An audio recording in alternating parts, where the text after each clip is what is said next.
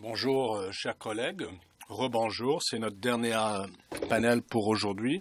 Et je tiens pour acquis que tout le monde, là, travaille un peu au ralenti parce que la journée fut longue jusqu'ici. Il y a eu jusqu'ici de forts intéressants exposés.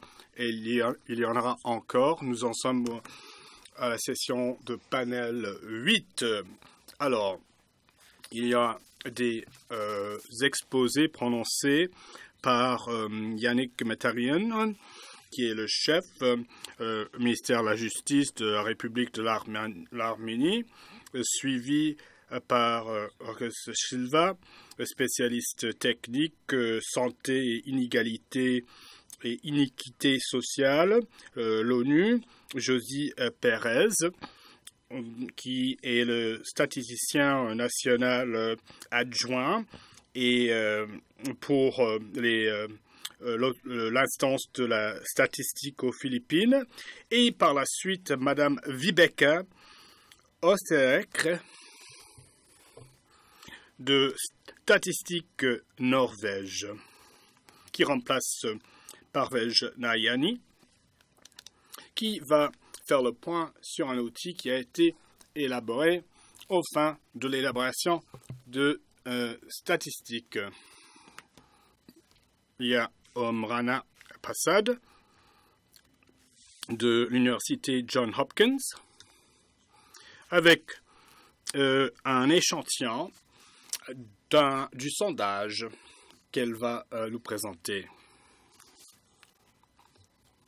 Désolé pour toute confusion et le programme n'était pas très clair à ce sujet. Nous allons parler des exemples contemporains qui visent à améliorer ces systèmes. Moi, je vais, en tant que président, me permettre de faire un survol des systèmes que nous avons élaborés dans le but de permettre ce virage dans le fonctionnement de l'enregistrement de statistiques. Alors, c'est là le moment où on s'est arrêté ce matin. C'est le modèle dont fait la promotion l'ONU comme solution générale pour tenir des dossiers de tout événement de vie substantif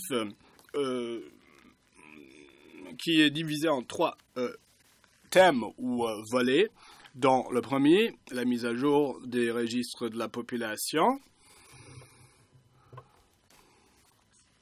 sous la rubrique jaune. Et en fait, tous ces renseignements sont versés dans le système de gestion des pièces d'identité en fonction de l'âge des gens, en vertu de la loi respective des pays. Et par la suite, pour que tout cela se traduise dans des statistiques concrètes, il faut acquérir tous les renseignements pertinents visant la mise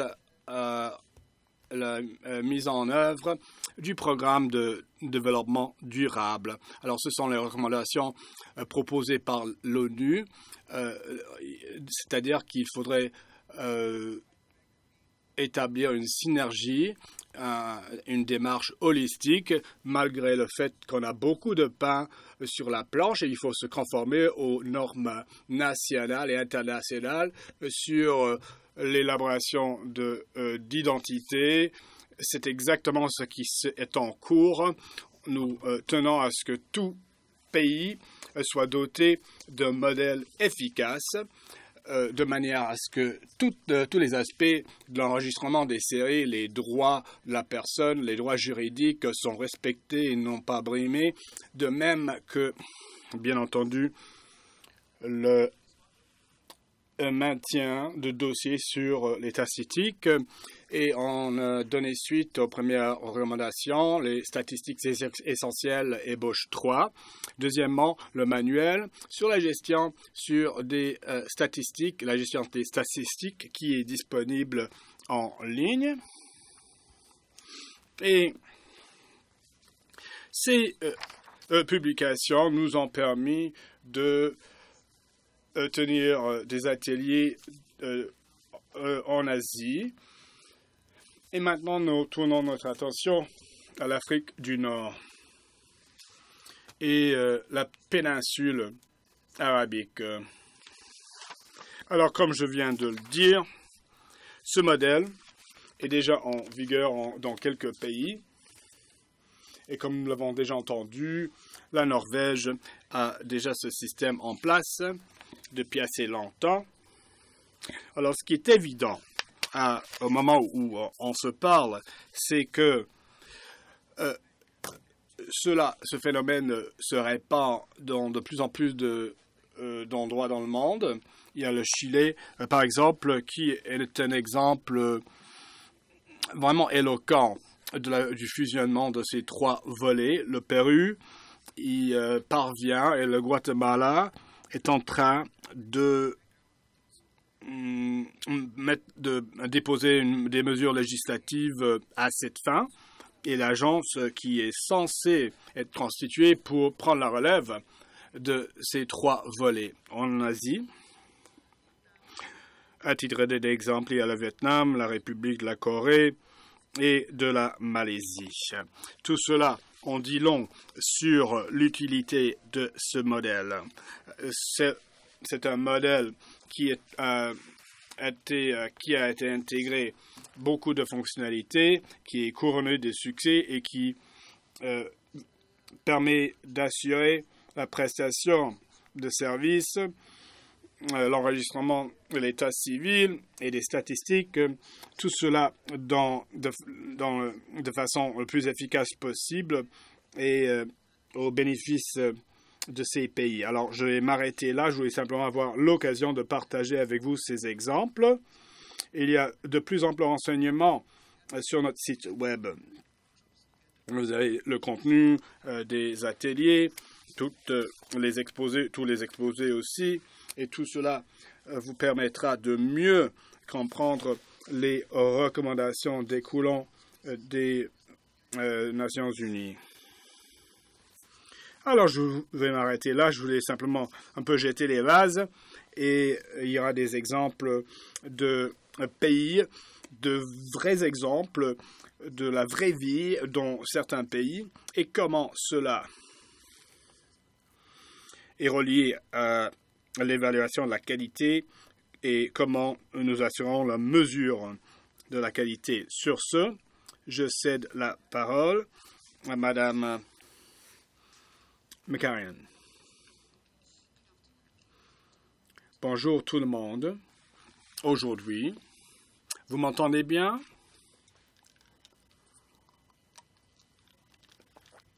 Je vais parler de l'innovation dans les statistiques essentielles en Arménie et tous les progrès que nous avons réalisés si rapidement.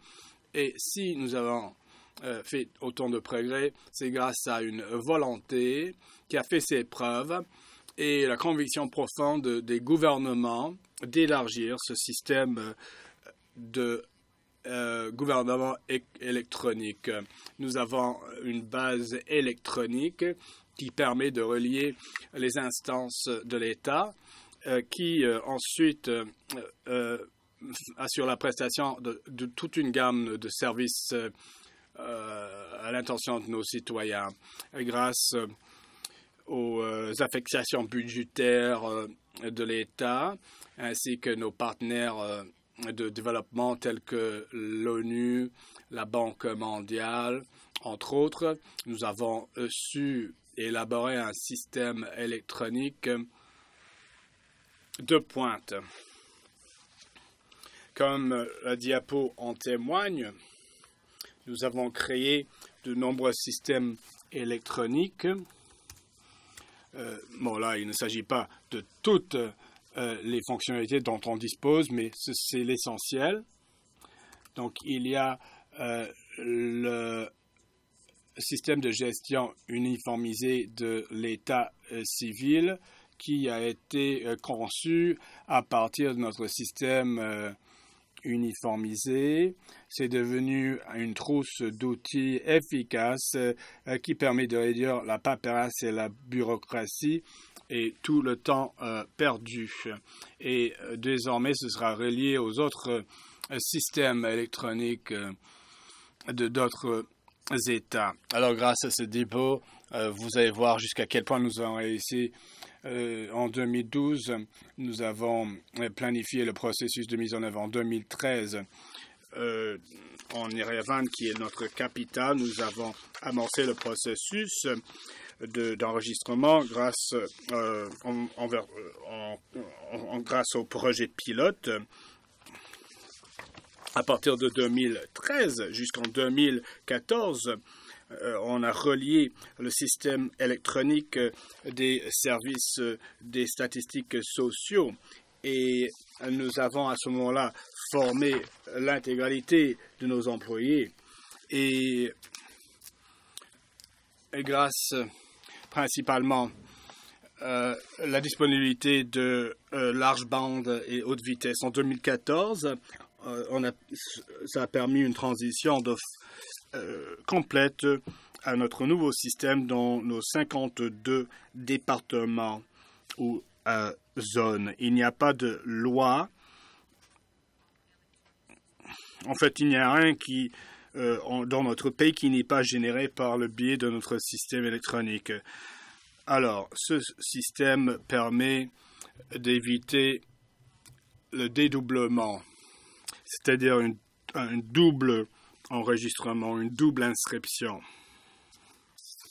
Et cela a permis à notre gouvernement de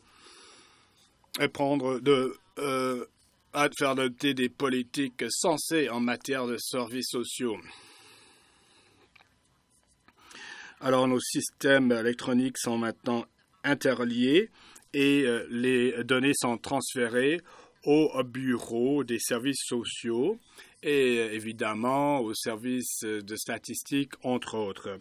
Qui plus est, en plus des dossiers sur la naissance, le décès, et entre autres, le ministère, et je tiens à souligner que le ministère de la Justice a créé sa propre base de données qui permet la fonctionnalité d'obtenir des statistiques pour un moment, pour un créneau horaire précis et limité, et c'est disponible en anglais. Il y a une traduction anglaise. Par ailleurs, en 2017, notre agence, grâce à notre ministère, a formulé une recommandation à l'intention de notre gouvernement qui a été intégrée au programme officiel pour 2017 jusqu'à 2022. Donc, c'est un programme quinquennal et cette recommandation découle du cadre d'action régionale. Alors, point 10.3 de notre programme, dans le domaine de l'enregistrement de l'état civil, notre gouvernement d'ici 2020 tient à s'assurer que chaque naissance et chaque décès est enregistré, peu importe si un formulaire a été rempli ou soumis ou pas. En 2017, le ministère de la Justice a conçu le système de santé électronique et à partir du mois de juin, tout établissement de santé prépare les certificats de naissance et de décès à l'interne. Alors, tous ces certificats sont générés par le système civil électronique. Alors, lorsque cela veut dire, dans le fond, que vous n'avez qu'à présenter votre pièce d'identité pour enregistrer soit la naissance, soit le décès. Ouais. À partir du mois de septembre, il y aura un transfert de données avec le système de services sociaux et la demande de davantage sociaux pour maternité ou à naissance sont envoyés en ligne et disponibles de cette façon. Et la demande est approuvée en ligne et les parents n'ont qu'à aller à la banque pour retirer leur argent. Alors, ça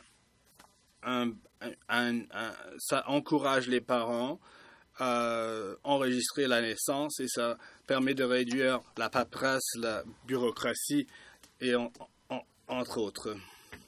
Alors, à partir du certificat de naissance médical, la naissance sera enregistrée dans le système sans pour autant que les parents fournissent le nom de l'enfant.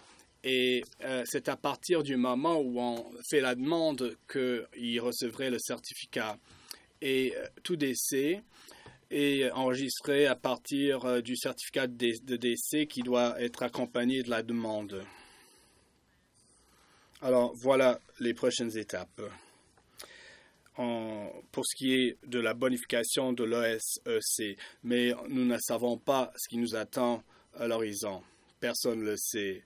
Peut-être des nouveautés, peut-être à la prochaine fois, je pourrai vous mettre au parfum d'autres réalisations, mais je pense que nous sommes sur la bonne voie. Merci infiniment. Merci beaucoup.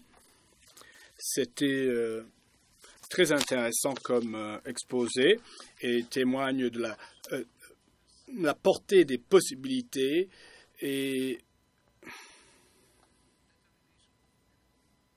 cela témoigne de l'engagement de l'État envers les citoyens et que ces systèmes ont été rationalisés, simplifiés. Il y a moins de paperasse et les résultats se parlent pour eux-mêmes. Merci beaucoup. Nous allons passer la parole à Monsieur Romesh Silva. Non, excusez-moi, je me suis trompé. J'ai sauté un exposé. Alors, numéro 2, c'est plutôt... Ah ben merci.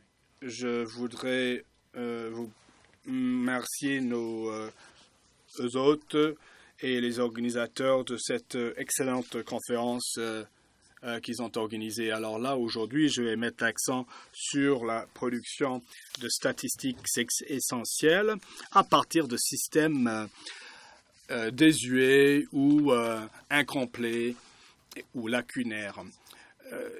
Il faut souligner que les statistiques essentielles font partie intégrante de ce système d'enregistrement des statistiques. Ces systèmes sont un excellent catalyseur et un élément qui protège les droits de la personne, entre autres. Et je pense que Sergent m'a volé la vedette un peu en soulignant le fait que ces systèmes d'enregistrement d'état civil sont uniques en leur genre, vu qu'ils sont permanents, continus et en pleine évolution, par opposition au recensement et au sondage des ménages et les échantillons de sondage et ainsi de suite dans le monde des statistiques essentielles. Et je vais vraiment mettre l'accent là-dessus entre parenthèses naissance et décès. Mais il y a le Moyen-Orient et l'Afrique du Nord et l'Occident. Et sur la graphique Y, on voit le taux d'exactitude du décès et le taux de mortalité à droite. Alors cela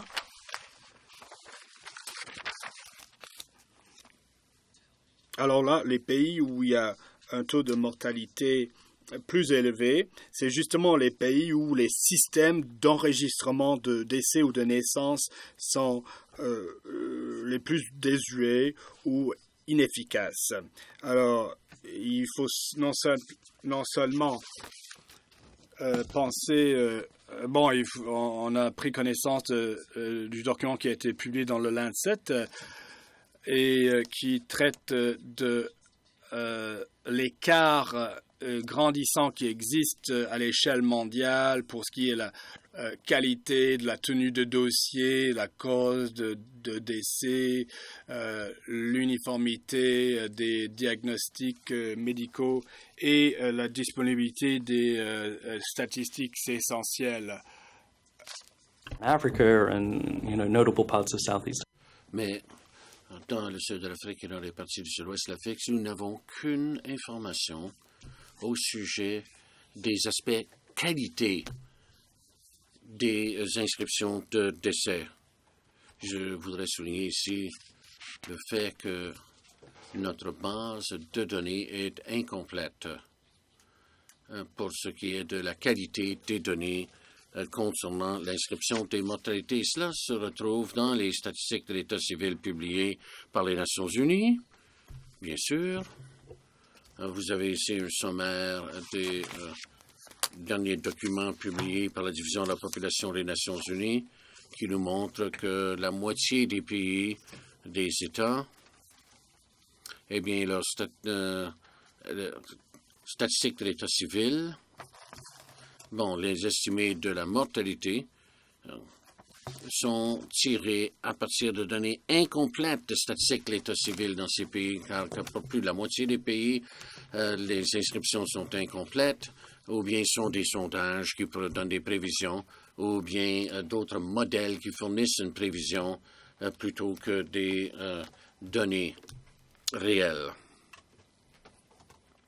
Je vais maintenant parler de trois sujets principaux pour le reste de mon topo, touchant les occasions stratégiques d'innovation pour ce qui est de produire les statistiques de l'État civil. La première, c'est ce que nous pouvons faire pour améliorer la quantité des estimés et la qualité des données démographiques. Et la deuxième, c'est l'intégration de multiples sources de données de pair avec les données de l'État civil. Et le troisième point, c'est de cultiver une norme culturelle de par le monde pour donner une priorité à la production routinière de statistiques d'État civil et leur utilisation. Je participais à une séance avant la pause café où un collègue de la MIBUBG nous a parlé de la publication des statistiques de l'État civil, mais il n'y a pas de demande et d'utilisation faite chez eux de ces données. Il nous faut donc y songer et faire des interventions à propos.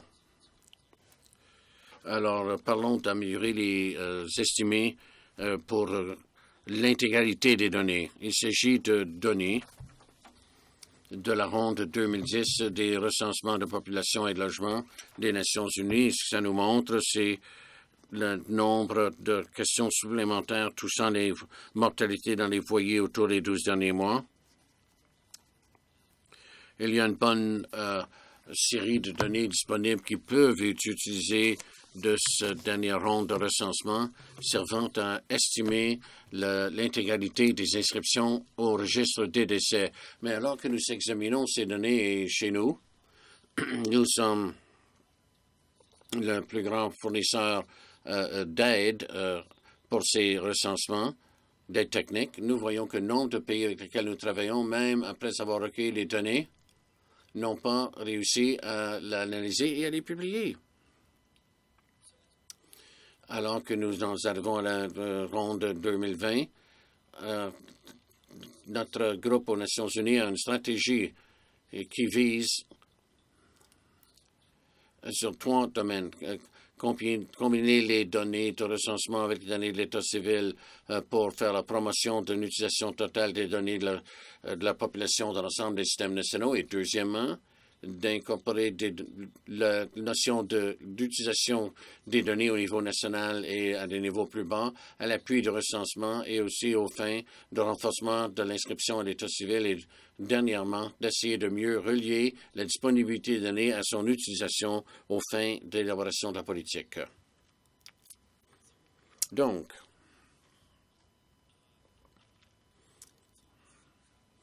voici un exemple à Thaïlande qui n'utilisait pas le recensement, mais un sondage de changement de la population.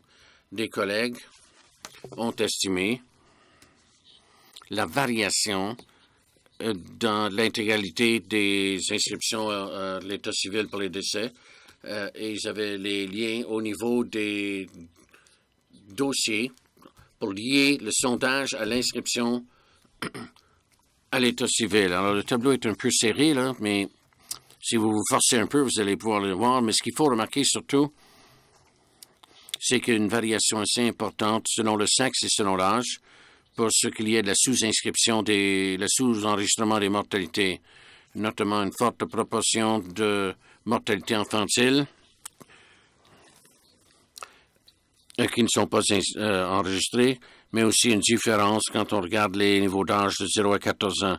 La seule façon pour nous de le savoir, c'est par les liens directs des dossiers qui permet de calculer cette variabilité selon les âges et selon les sexes.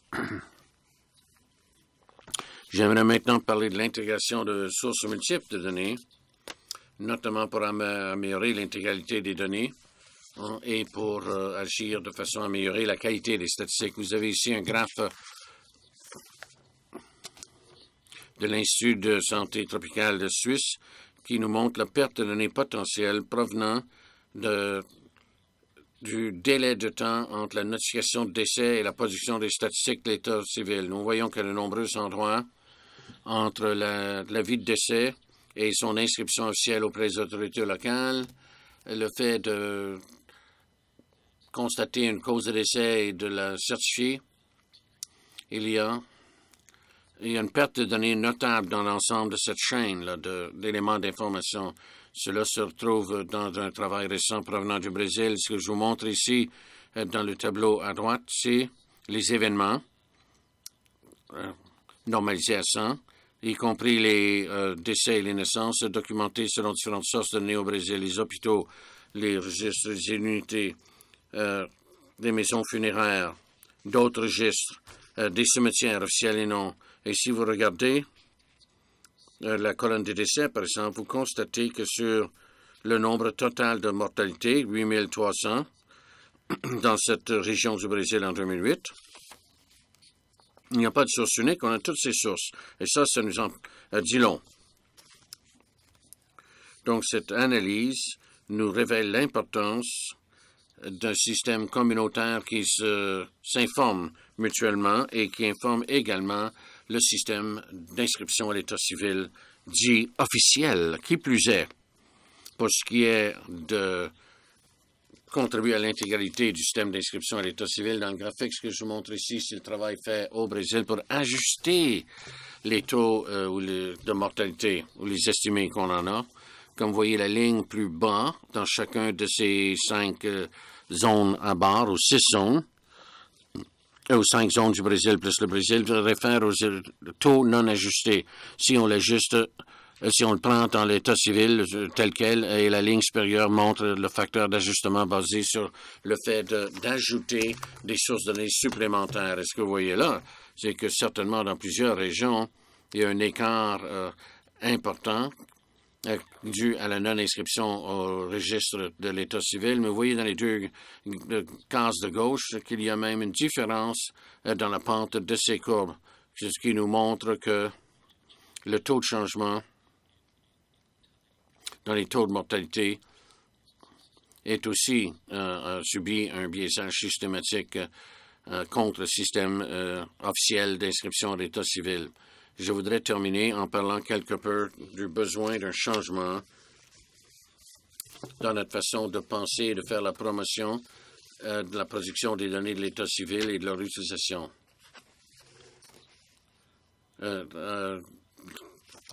On nous a souligné aujourd'hui les 3 principes et les recommandations quant aux statistiques de l'état civil publiées par les Nations unies. Et pour les résumer en une seule phrase, on pourrait dire un nombre de parties des principes et recommandations qui nous invitent à analyser ce que nous recueillons et qu'on publions ce que nous analysons. Alors, je vous donne un exemple de la capitale du Madagascar, Antananarivo. Et ça, c'est du travail fait par des collègues à l'Institut national de démographie de France, avec les autorités locales de la santé et de l'état civil au Madagascar. Ce que je vous montre là, ne sont pas des données représentatives sur le plan national. Il s'appelait que la ville d'Antananarivo.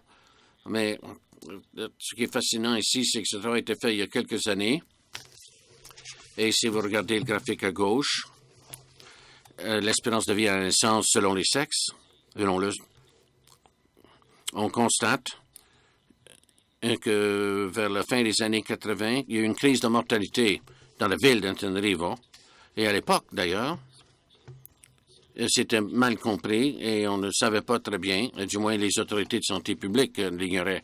On s'en est rendu compte seulement plusieurs années plus tard, une fois ces statistiques de l'État civil produites à partir des bureaux de statistique nationale de l'Autorité de santé nationale. Alors, maintenant, il y a une production routinière des statistiques de l'État civil pour la ville capitale, même si l'intégrité du registre dans les zones rurales est quand même faible. On peut quand même, étant donné la qualité et l'intégralité des registres dans les zones urbaines, avoir au moins des rapports les statistiques de l'État civil pour les grandes villes dans les régions urbaines. Et je voudrais terminer en mettant l'accent que pour le collègue du Bureau des statistiques nationales, celle-ci est en lien avec nos principes fondamentaux des statistiques qui nous disent les principes d'honorer les droits des citoyens à l'information publique et au fait que les autorités statistiques facilitent l'interprétation correcte des données. En fait, ça nous parle des exemples aux besoins d'ajustement, comme on a vu au Brésil, et de fait de devoir compléter le registre de l'État civil. Et dernièrement, que les données pour fins statistiques peuvent venir de plusieurs sources, sondages, dossiers administratifs et autres. Donc, nous sommes à l'ère où il y a un problème il y a un appel pour la révolution des données pour l'agenda de 2030, et même s'il y a des systèmes d'inscription à l'État civil qui sont bonnes, beaucoup de ces données ne font pas l'objet de rapports réguliers de statistiques de l'État civil, et c'est ça ce qu'il nous faut remédier. Merci beaucoup. Merci, Ramesh. Merci d'avoir attaqué cette question de la production et l'utilisation des statistiques de l'État civil recueillies de diverses sources. C'est également tout à fait en ligne avec le fait de s'assurer que l'utilisation de divers modèles ne donne pas lieu au fait de négliger la production de rapports fiables et exhaustifs de statistiques de l'État civil. Nous allons maintenant passer aux Philippines. Et nous avons ici, à côté de moi, Mme José Pérez, membre de l'Assemblée nationale, qui va prendre la parole. Bon après-midi à vous tous. Je vais vous parler du progrès sur l'inscription à l'État civil aux Philippines. Voici quelques événements historiques. Dès 1899, on a lancé un système d'État civil et à partir de 1999, il y a eu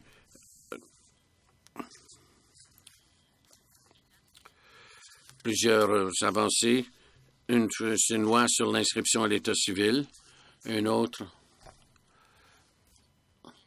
a été les codes visant les gouvernements locaux et un autre code visant les familles. Pendant ce temps-là, les erreurs typographiques de l'État civil ont été corrigées par des procédures devant les tribunaux débutant en 2000.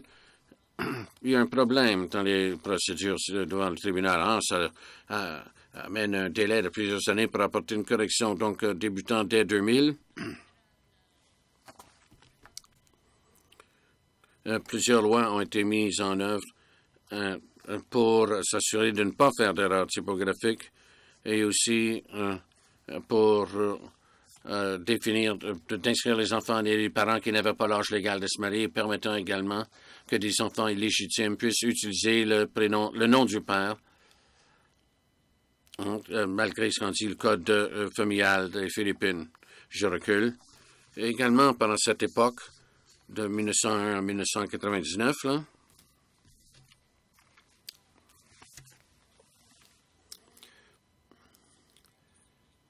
le taux d'inscription à l'État civil était faible et le Bureau de la statistique collaborait avec les gouvernements locaux pour améliorer les taux d'inscription à l'État civil. Donc, il y a eu des efforts, par exemple, avec des bureaux mobiles. Et à tous les 2 ans, il y a un atelier ou un forum qui se donne au bureau statistique avec les gens de l'État civil pour discuter des difficultés auxquelles ils faisaient face. De plus, il y a eu des formulaires, naissance, mort, mariage. Et ça, la révision de ces formulaires est faite par le Bureau statistique en coordination, en collaboration avec les gouvernements locaux. Bon.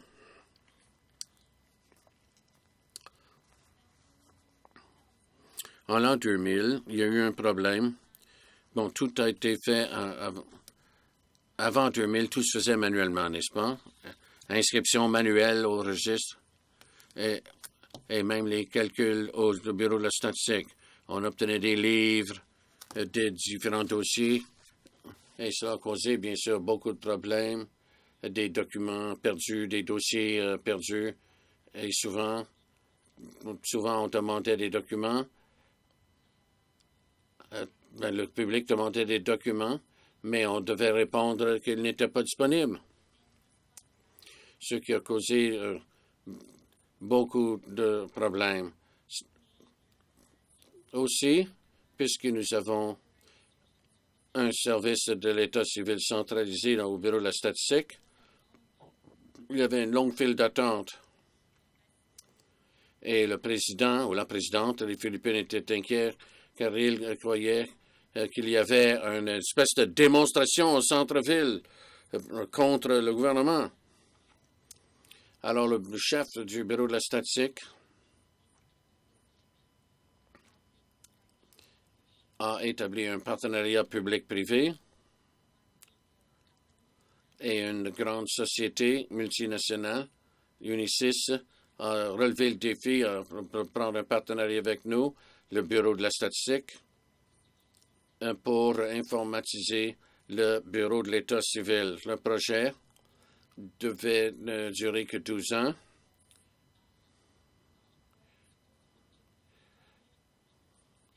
Mais elle a été élargie jusqu'au mois de mars 2017. Et pendant l'année 2016, nous avons commencé à mettre en œuvre la deuxième phase, ITP2, comme on l'appelle. Ça aussi, ça se fait par partenariat public-privé, de laquelle sort il y a eu un seul soumissionnaire et ça a été Unisys. Donc, le projet a duré 12 ans et pendant les premières années, ils ont créé tous les programmes nécessaires pour la mise en œuvre du système. La comparaison entre les phases 1 et les phases 2. Maintenant, ça ne prend qu'une heure pour le voir en ligne. Avant, ça prenait 5 jours pour avoir une annotation. Maintenant, c'est ensuite une annotation de la mortalité pour une personne.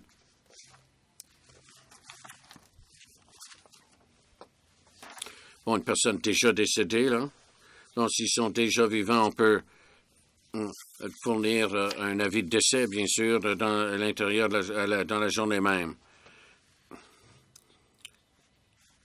Alors, les corrections dans les registres civils, avant, ça prenait, bon, dans le CRS-ITP 1, ça prenait entre 12 et 15 jours, mais dans la deuxième version, maintenant, c'est 5 jours.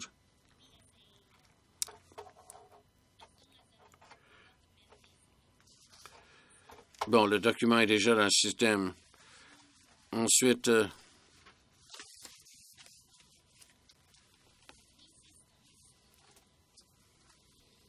trois autres systèmes seront inclus dans la phase 2, c'est-à-dire un document qu'on peut visionner en ligne. Ensuite, l'impression d'un document. Et ensuite, un service de validation des documents. Ensuite, autre élément de comparaison entre le ITP1 et le ITP2. Eh bien, on avait 4 bureaux pour le 1. Ce n'est plus centralisé, comme vous voyez. Mais notre partenaire avait monté 4 bureaux. Mais dans la deuxième version, nous allons doubler et avoir 80 bureaux. Et chaque province, ainsi, de la sorte, aura son chaque petit bureau de l'État civil. Dans la deuxième phase aussi, on aura un bâtiment d'environ 9000 mètres carrés. C'est là qu'est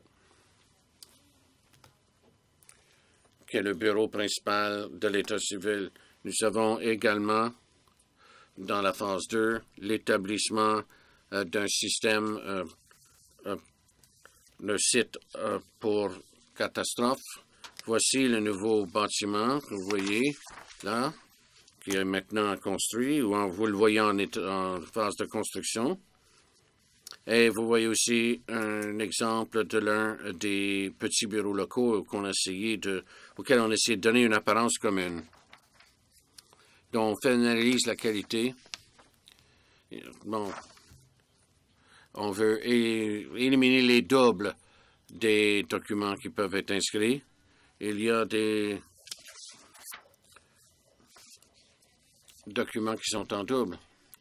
Et si jamais il y a erreur dans le document de l'État civil, ils inscrivent un deuxième document, parce que s'ils ne sont pas pareils. Et les gens se sont dit que cela pouvait corriger le premier document. Non, ils ne se rendaient pas compte que ça créait une deuxième inscription, l'original demeurant, et que c'est lui qui prévaut et non le document modifié. Ensuite, lier les documents de naissance, de mariage et de mortalité aux fins de la sécurité sociale et autres avantages. Le deuxième est toujours sous discussion quant à la façon de procéder, parce que il y a des cas où même lorsqu'une personne est déjà décédée, on continue de réclamer des avantages d'assurance en son nom. Et c'est pour ça que la Sécurité sociale et l'assurance santé demandent au service de faire le lien entre les documents de naissance, de mariage et de décès. Et aux fins de précision des documents, nous utilisons l'analyse des causes de la mortalité nationale aux fins d'intervention qu'on appelle système anaconda pour vérifier les causes de la mortalité et la précision des documents. Ça vérifie les données de la population et les données de mortalité, et ça emploie un codage interactif monté spécifiquement pour le codage des causes de mortalité pour en déterminer la cause sous-jacente. Merci beaucoup. Merci beaucoup et félicitations à Josie et aux Philippines, secrétaire adjointe. Alors, c'est un pays avec des milliers d'îles et beaucoup de défis géographiques. Good luck and to persevere in.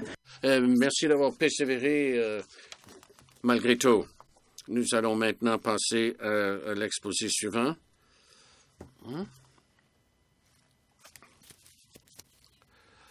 Can you hear me? Yeah. Est-ce que vous m'entendez? Alors, je vais vous parler du travail qui a été fait pour produire plus de rapports des statistiques de l'État civil. From Statistics Norway. Je représente l'Institut statistique de la Norvège. J'ai été abordé par la Commission et des Nations unies pour l'Afrique ainsi pour l'Asie-Pacifique pour produire un gabarit et des lignes directrices sur la production de statistiques de l'État civil.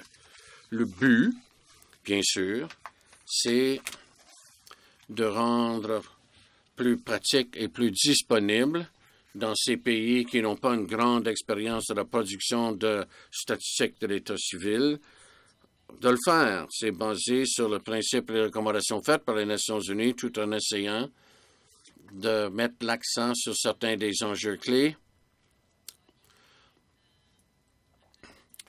en fournissant un document modèle qui peut être utilisé et reproduit par chaque pays. C'est donc un modèle, un gabarit avec des lignes directrices qui font une introduction et de l'information d'ordre général. Dans ce document, il y a beaucoup d'informations qui reproduisent des exemples de pays, des gens qui ont déjà de l'expérience. Il y a également des recommandations d'ordre général et des suggestions quant à comment calculer les indicateurs et autres choses de cet ordre-là. Le document lui-même est terminé, mais il y a eu quelques problèmes de production graphique. Nous espérons le terminer cette semaine même pour que la version finale soit disponible sur l'Internet à partir de la semaine prochaine. Basé sur le travail fait sur ce modèle et ces lignes directrices, les deux commissions qui m'avaient engagé, voulaient que l'on en fasse une formation régionale, bien sûr. Beaucoup des pays voulaient avoir des partenaires pouvant apprendre les uns des autres et avoir un point de vue plus pratique sur leurs propres données. Ça donne aussi l'occasion d'impliquer différentes agences du pays à collaborer ensemble. ESCAP a lancé cela. Ils ont développé un programme. On a demandé au pays de fournir des experts à des bureaux de l'État civil et des bureaux nationaux de statistique, et si pertinent du ministère de la Santé et du ministère de la Justice. Dans la région Asie-Pacifique, nous avons travaillé avec les bureaux nationaux des pays là, et nous avons aussi formé les mêmes formations en Afrique, où un autre organisme, Océan et l'autre, et nous avons travaillé ensemble avec UNSD pour faire la formation là. Et un donateur important est dans le domaine de la santé. Je vois aussi qu'il y aura d'autres partenaires intéressés à se joindre à nous. Donc, ce volet peut s'élargir. Je vous avais déjà fait rapport de cela. Ce sont les équipes nationales qui sont choisies. Ça, c'est une exigence. Que les pays qui participent aient une équipe travaillant en collaboration et qu'eux décident qui va recevoir les ateliers de formation. Ils doivent fournir des données et de l'information avant le tout premier atelier. Il y en a 2. L'objectif, l'attente à leur égard étant que les pays puissent finir par publier des rapports de statistiques de l'État civil à la fin de tout ce processus. Cela prolonge le travail avec les gens pour développer et améliorer les rapports dans ces pays-là. L'objectif, c'est d'utiliser les statistiques de l'État civil. Pas toujours possible. Dans de nombreux pays, nous avons utilisé différentes sources lorsque les données de l'État civil ne suffisaient pas, où il y avait des défis, mais que d'autres sources pouvaient fournir l'information complémentaire ou même une meilleure information dans certains cas. Donc, des éléments clés, partage de données. Évaluer la couverture et l'intégralité des données, analyser des données, produire des indicateurs clés et des statistiques, ce que nous avons appris des ateliers, ce qui était notre intention, mais ça fonctionne encore mieux même que l'on le croyait, parce que les pays aiment ça, apprendre les uns des autres et partager leurs expériences. L'atelier le plus récent est tenu en Afrique et beaucoup des pays se soutenaient les uns les autres et se donnaient des éléments d'information les uns aux autres. Plusieurs en ont appris de cela, qu'ils ont appris de nous, qui présentions le travail et l'atelier. Alors, quelques résultats à ce jour. Comme je l'ai dit, les documents sont presque prêts. Là, comme je vous l'ai dit, la semaine prochaine, nous avons finalisé le programme pour les 8 premiers pays d'Asie. Tous ces pays ont maintenant presque finalisé, sont à voie de finaliser des rapports de statistiques et il y en a même qui en ont publié. Les pays d'Afrique, il n'y en a qu'un atelier qui a été tenu, le deuxième, c'est bientôt, mais ils ont déjà commencé à recevoir des projets de rapports de certains pays. Fantastique. Et on croit qu'il y aura possibilité de finaliser, de publier beaucoup de rapports à la fin du cycle de formation. On parle de présenter d'autres ateliers de formation. On travaille avec l'UNSD et en Afrique du Nord et dans la péninsule arabienne pour essayer de donner un coup de main là. Quant à la possibilité d'utiliser les données, en utilisant les données et le modèle et leur donnant des conseils sur l'utilisation en Asie-Pacifique, il y a également une discussion en cours pour mettre plus l'accent sur le volet diffusion. Il y a une initiative santé, les stratégies à cet égard ont un rôle important. Nous inciter à travailler ensemble pour trouver diverses façons de publier l'information en travaillant à diverses façons de l'utiliser. Pas seulement développer des rapports, mais peut-être des notes de politique, quelques infographiques de base visant la population générale, etc. Comes out of that. Nous allons donc voir ce qui en découle. Merci de votre attention. Thank you very much, Viveki. Merci beaucoup. Viveki.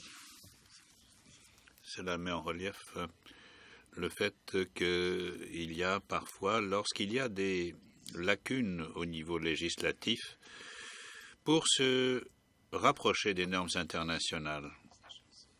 Et grâce à ce genre d'outils, nous allons pouvoir promouvoir l'utilisation effective des statistiques. Et comme l'a dit Romesh, et donc nous avons mis le doigt sur un certain nombre de déficiences. Parce que même lorsque les statistiques sont disponibles, lorsqu'elles sont publiées, elles ne sont pas toujours utilisées dans toute la mesure du potentiel qu'elles offrent. Et nous devons donc veiller à ce qu'il y ait amélioration des qualifications et qu'on s'en serve le plus complètement possible. Merci. Nous donnons le floor à Madame Pacha. Vous avez la parole. Merci beaucoup. Je fais mon intervention en mon nom propre et au nom de mon collègue le docteur Nayani pour vous parler d'un site pilote dans des zones de conflit en Afghanistan. Et nous nous trouvons à l'autre bout de l'éventail ou du spectre représenté par la Norvège qui a d'excellentes statistiques, alors que l'Afghanistan n'a que très peu de choses, même si les statistiques et la première tenue de statistiques remontent au début du XIXe siècle. Et donc, depuis 2013, nous travaillons là en Afghanistan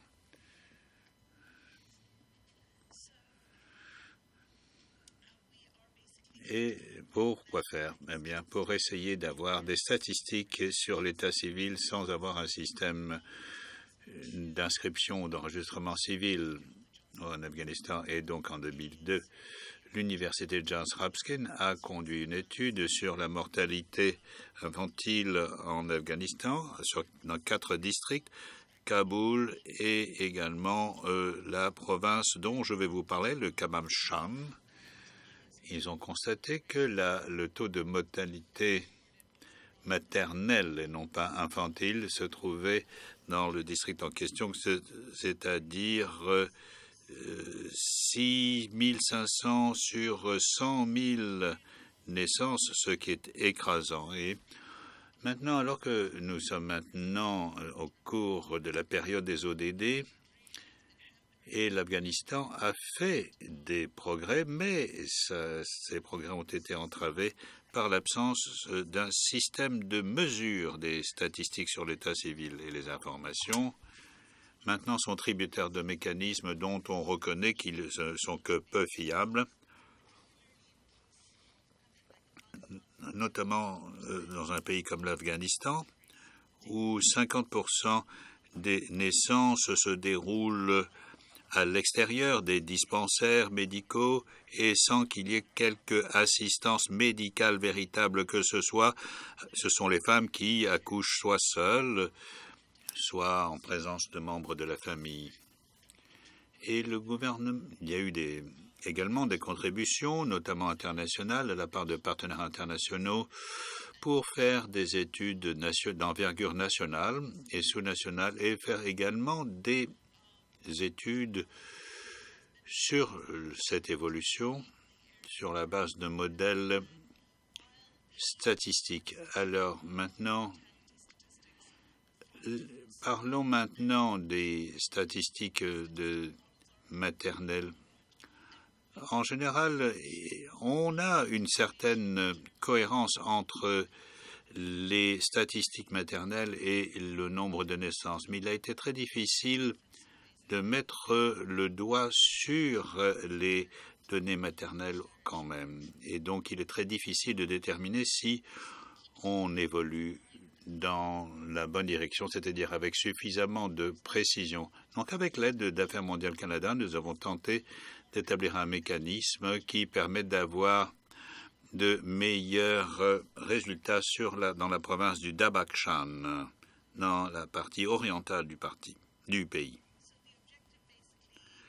Alors, il s'agissait donc de mettre sur pied un système de registre des naissances et des événements dans un secteur géographique défini, dans le Dabakshan, tout en ayant également des statistiques concernant le nombre de morts-nés, de morts périnatales aussi, grâce à un système de surveillance active. Si vous regardez le Dabakshan, dans le nord-est du pays, et donc d'un côté il y a le Pakistan, de l'autre côté le Tadjikistan comme pays limitrophe. C'est une province qui contient des districts assez urbanisés, et la capitale du Dabakshan est Faizabad, et c'est un secteur qui est illustré en jaune. Et puis, il y a également les régions beaucoup plus rurales, donc le district de Rav, et c'est là que l'on a enregistré ce taux de mortalité de 6500 sur 100 000 il y a près de 15 ans. Je parle de mortalité maternelle et périnatale. Donc, il s'agit quand même de l'une des provinces qui est la moins touchée par les conflits, et cela remonte à 2011, je le précise. Mais donc, lorsque nous avons commencé l'enquête, l'insécurité s'est aggravée dans le pays et près de 20% du territoire de la province est maintenant en situation de conflit. Et il y en a des parties qui échappent complètement au régime et au contrôle gouvernemental. Et donc, il y a des conflits. C'est une zone de conflit déclarée. Et puis, là, nous avons essayé de mettre en place un système d'enregistrement sur échantillon. Et donc, vous avez ici une carte de 2015-2016 et en rouge. Non, attendez, vous avez les secteurs colorés en ivoire. C'est là qu'il y a le système d'enregistrement qui est en place. Et puis, l'autre en rouge, c'est celle qui connaît le conflit, qui est une zone de conflit. Et sur le côté droit, à Chorda, c'est pratiquement contrôlé à 100% par les insurgés.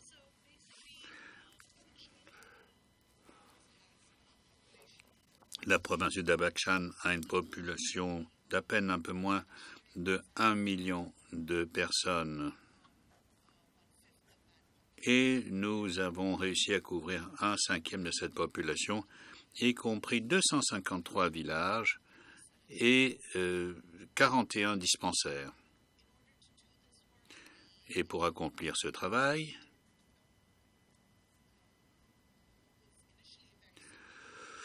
nous avons adopté une démarche qui était simple au départ, mais qui a été complétée ensuite par des éléments beaucoup plus axés sur la technologie. Et donc, nous avons incorporé le droit de visiter les localités de la part du gouvernement et nous avons utilisé également des systèmes de GPS pour garantir l'exactitude des noms des localités et pour chaque carte, nous marquions la localité, l'endroit sur une liste, sur une carte ou une liste satellitaire. Mais vous savez, souvent c'était des lieux-dits qui n'avaient même pas été enregistrés par les cartes géographiques étatiques, et alors que donc c'est ce qui nous a permis de localiser des lieux où habitaient des gens. Et donc nous avons fait une évaluation concernant la fiabilité de la collecte de données de façon continue. Ensuite, après la cartographie, nous avons fait une étude et un sondage des ménages et nous avons rendu visite à tous les ménages là où la sécurité le permettait. Et nous avons recueilli des données sur les résidents de ces ménages, alors y compris le nombre de femmes qui étaient en âge d'enfanter, des femmes mariées. Et depuis 2013, nous avons lancé une campagne de surveillance active des grossesses, des accouchements et également des soins péri- et post-nataux, avec des visites, au moins une visite mensuelle des localités concernées.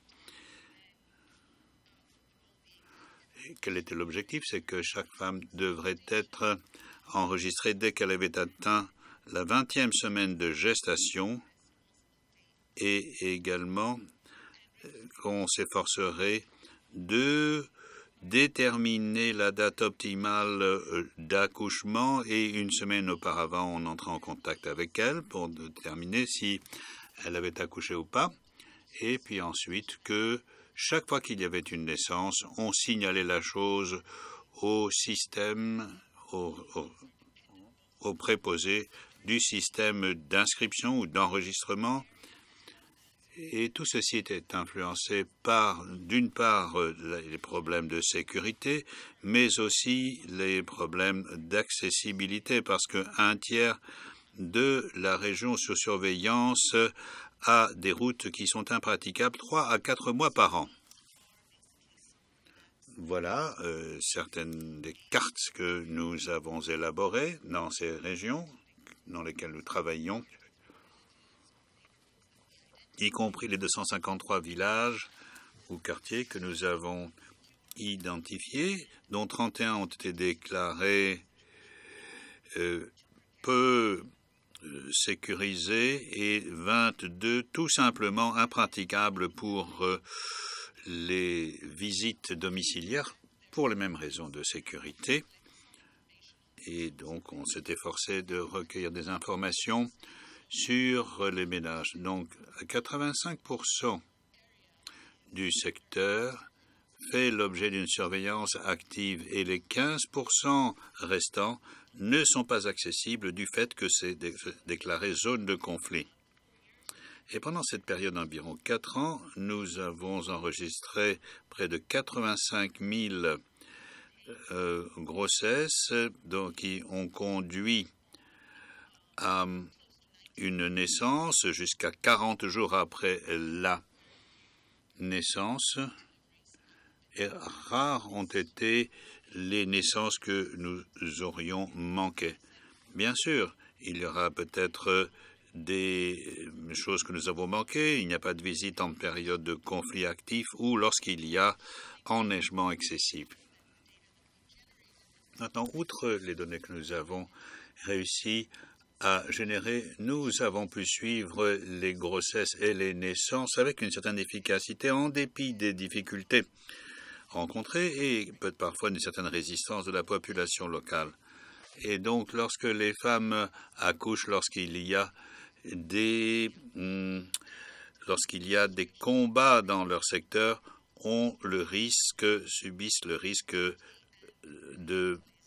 sont exposés à 50% d'avoir une mauvaise issue de leur grossesse.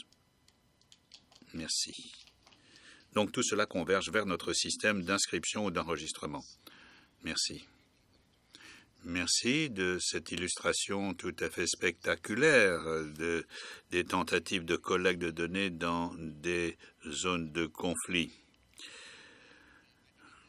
Je pense que les conclusions qui nous ont été présentées se passent de commentaires supplémentaires. Nous espérons que la situation va s'améliorer. Cela dit, je voudrais remercier tous les participants et toutes les personnes qui ont présenté des exposés. Et maintenant, il nous reste une quinzaine de minutes pour des commentaires, pour des questions. Et je donne la parole pour les questions que l'on voudrait poser aux intervenants. Bien, je vous en prie. Merci beaucoup. Merci à tous les intervenants. C'est vrai que là, on a maintenant des perceptions très intéressantes. Je voudrais m'adresser à Arona à propos du programme, et notamment pour entrer dans le détail. Lorsque vous parlez de votre agent de surveillance et qui était là, et une question concernant les coûts pour maintenir donc la mise à échelle. Et enfin, il semble qu'il y avait quand même un problème à résoudre dans le secteur de là où il y a une difficulté au niveau sécuritaire. Et donc, est-ce que vous avez des idées ou est-ce que vous avez apporté une solution? Nous allons prendre d'autres questions et puis y répondre. Je m'adresse à l'Arménie. 2 questions aux représentants de l'Arménie. J'ai constaté que le ministère de la Justice compile les statistiques sur l'état civil. Pouvez-vous confirmer qu'ils ont un système, une division de la statistique pleinement composée ou au ministère de la Justice ou qui fait la collecte des données, le nettoyage des données et ensuite les prépare en vue de leur diffusion? Première question. Et deuxièmement, j'étais intéressé par votre nouvelle démarche pour ce qui est de l'enregistrement des enfants qui n'ont pas de nom, de patronyme, s'entend. Je sais que c'est nécessaire, mais j'aimerais savoir ce qui a déclenché votre intervention, quel a été le problème que vous avez tenté de résoudre.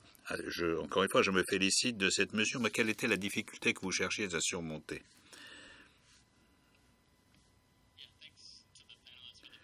Merci au panel de ces exposés de grande qualité. Une question à aussi, qui vient des Philippines. Les Philippines sont un pays à revenu moyen et vous avez montré également quelle était l'évolution du système de collecte de statistiques sur l'état civil. J'aimerais savoir comment ce système a été financé au fil du temps et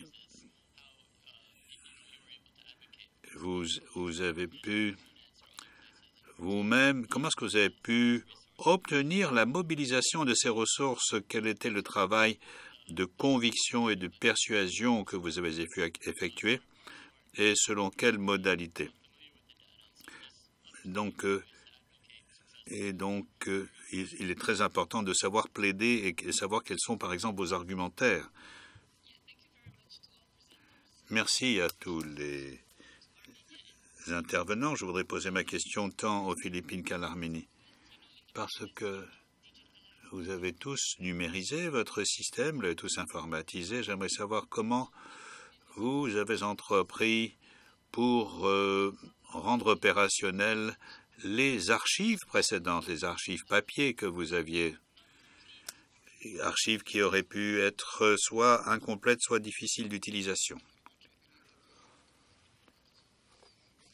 Merci, je pense que nous avons maintenant recueilli suffisamment de questions pour le temps qui nous reste, alors allez-y. Alors, merci beaucoup de votre question. En fait, nous avons recruté des personnes qui étaient des locaux pour chacun des districts que nous avons étudiés ou là où nous sommes intervenus. Et chaque district est couvert par une équipe, sauf pour le district de Faizabad, où là, nous en avons eu 3. Et donc, nous avions un homme et une femme, ce qui est très, très conforme aux normes locales. Et donc, c'est un couple, un homme et une femme, ou alors le père et la fille, ou la mère et le fils, ou le frère et la sœur, ce qui leur permet de voyager indépendamment. Un grand nombre de ces femmes sont malheureusement analphabètes, et donc elles peuvent entrer et parler à la femme, la mère, et ensuite présenter un compte-rendu à leur complément masculin. Sinon, cela n'aurait pas été possible. Et nous avons mis au point ce système, ce qui est conforme aux normes locales, pour poursuivre ce travail en dépit des difficultés du terrain et du cadre en particulier. Alors, pour ce qui est de la mise à échelle, et nous avons fait une comparaison avec les autres systèmes d'enregistrement, nous avons trouvé que les coûts étaient très comparables avec les coûts de l'Inde et de la Chine. Et c'est pourquoi maintenant nous demandons que ceci soit généralisé, mis à échelle pour avoir un régime national d'inscription et à l'état civil, et nous avons une collaboration avec le ministère de la Santé publique à cette fin. Nous espérons que cela aboutira. Et enfin, s'agissant maintenant des zones de conflit, je pense que vous savez que lorsque nous avons commencé, nous étions plus prudents que nous ne sommes aujourd'hui, plus précautionneux. Nous disions « Oh, il s'agit de zones dangereuses, personne ne voudra y aller » et nous les avons écartées. Mais maintenant, nous avons passé davantage de temps sur le terrain et nous sommes devenus plus courageux. Et donc, il y a des villages que nous aurions écartés complètement dans le premier cycle de surveillance. Eh bien, ce sont des villages où nous allons maintenant de façon routinière. Et donc, il s'agit de déterminer maintenant si les 15% considérés comme inaccessibles le sont encore. Et aujourd'hui, il y a eu aggravation pour certains secteurs et donc aujourd'hui, nous poursuivons même dans les secteurs jugés dangereux auparavant. Bien, je pense que votre démarche était incroyable, innovante. Bravo. Merci de votre question. La question concernant la base. Alors, il ne s'agit pas de statistiques classiques que nous avons. C'est une organisation complètement distincte. Nous avons un service national de la statistique qui s'occupe de toutes les statistiques. Mais en même temps, nous avons un accord avec notre société qui fournit les logiciels. Nous avons décidé de divulguer seulement certaines informations. Par exemple, vous pouvez trouver l'information si vous vous référez au lieu habituel de résidence de la mère. Mais nous n'avons pas des statistiques classiques en matière d'état civil. Nous fournissons des informations et les critères varient. Et je ne suis pas certain que nous soyons des spécialistes en la matière. Nous recueillons des infos et puis nos statisticiens sont d'accord avec nous, mais ce n'est pas de mauvaise qualité. Alors, deuxième question concernant l'enregistrement des enfants. L'Arménie n'a pas de difficulté pour ce qui est de l'inscription à l'état civil. Et donc, nous assumons, nous n'avons pas de problème là, notamment parce qu'il y a des prestations à l'enfance qui nécessitent le recueil de renseignements, mais nous essayons de prendre des mesures et nous essayons aussi d'atténuer les problèmes qui pourraient se présenter dans l'avenir. Mais je pense que l'emploi de systèmes électroniques nous a offert cette possibilité. Nous avons décidé de nous en prévaloir. Et alors ensuite, quant à la numérisation, nous avons décidé de faire de la numérisation à partir de 2014. Et notre système papier existait depuis 1924 et comprenait quelques 10 millions de documents. Donc il fallait le numériser. Et donc, cela dit, il faut beaucoup d'argent pour cette numérisation. Nous avons essayé de le faire dans le cadre de nos activités quotidiennes. Et j'ai également des instructions pour la numérisation de 2 systèmes d'archives papier. Mais bien sûr, l'argent, les crédits nous manquent et c'est un gros problème. Et j'espère que nous trouverons les ressources nécessaires.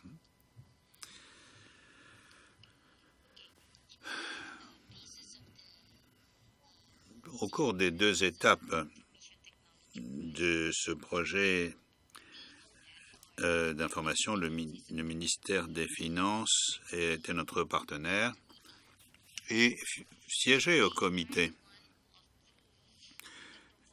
Et donc, c'est moi qui dois approcher chacun de ces projets. Et l'investissement, nous avons un comité aussi de coordination des investissements, parallèlement à l'autorité nationale de développement économique et un certain nombre de ministres gouvernementaux. Et donc, la proposition leur a été soumise et approuvée. Mais pendant la première phase, il n'y a pas d'appel d'offres, il n'y a pas de soumission. Et donc, ils ont laissé on laisse les soumissionnaires intéressés se présenter, c'est-à-dire même les sociétés étrangères qui voudraient relever le défi. Et c'est Unisys qui a relevé le défi en premier et qui s'est beaucoup préparé pour cette première phase. Mais lors de la deuxième phase ou étape, nous avons lancé un appel d'offres officiel. Donc, nous avons constitué une commission des appels d'offres qui était présidée par le directeur adjoint national. J'en faisais partie. Et nous avons également un groupe de travail technique. Et pour chacun de ces comités, pour le groupe de travail technique, eh bien, un représentant du ministère des Finances a été désigné pour faire partie du comité.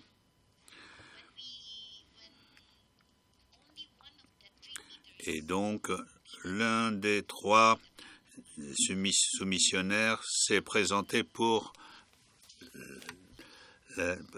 à la dernière réunion. Et donc, nous leur avons présenté le tableau avec les différents montants des offres qui avaient été présentées. Et donc, ce n'était pas un montant complet, mais plutôt différentes composantes. Et puis, il y avait un accord pour chacune des composantes. Il y a également dans chaque fois un élément pour le gouvernement, une contrepartie de la part du gouvernement, une contrepartie pour Unisys. Et donc, étant donné qu'il y avait quelque chose qui provenait de la part du ministère des Finances avec le ministère du Budget et de la Gestion, donc ils ont pris connaissance de la soumission de Unisys et le gouvernement a fourni un financement pour le PSA, pour le deuxième volet du projet. Et s'agissant maintenant des archives,